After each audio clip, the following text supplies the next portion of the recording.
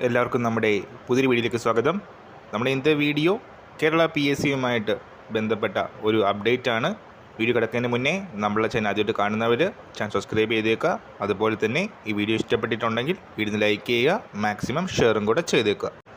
അപ്പോൾ ഡിസംബർ 28 അതുപോലെ തന്നെ ജനുവരി 11, ജനുവരി 25 എന്നീ തീയതികളിൽ നടന്ന കോമൺ പ്രിലിമിനറി എക്സാമിനേഷൻ പ്രാഥമിക പരീക്ഷകൾ മതിയായ കാരണത്താൽ എഴുതാൻ കഴിയാത്ത ഉദ്യോഗാർത്ഥികൾക്ക് ഫെബ്രുവരി 8 നടക്കുന്ന 4ാം ഘട്ട പരീക്ഷ എഴുതാനുള്ള അവസരം ഇപ്പോൾ ലഭിച്ചിരിക്കുകയാണ്.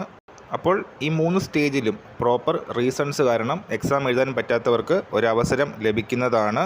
അപ്പോൾ ഇതിനെക്കുറിച്ച് കൂടുതൽ അറിയാനായിട്ട് PSCയുടെ വെബ്സൈറ്റിൽ തന്നെ ഹോം പേജിൽ മസ്റ്റ് നോ എന്ന ലിങ്കിൽ PSC എക്സാം അപ്ഡേറ്റ്സ് എന്ന പേജിൽ ഈ ഒരു വിവരങ്ങൾ ലഭ്യമാണ്.